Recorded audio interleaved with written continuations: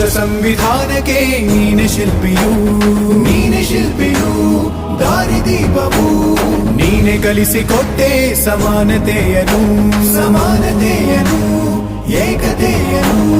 ರಾಷ್ಟ್ರ ಸಂವಿಧಾನಕ್ಕೆ ನೀನೆ ಶಿಲ್ಪಿಯು ನೀನೆ ಕಲಿಸಿಕೊಟ್ಟೆ ಸಮಾನತೆಯನು ನಿನ್ನ ಲೇಖನಿಯ ಬರಹ ದೇಶ ಗರ್ಜನೆ ಒಂದು ಮಾತುಗೂಡ ಭೀಮ ಗರ್ಜನೆ ನಾಯಕ ನೀನು ಭೀಮರ ಮಹಾನಾಯಕ ನೀನು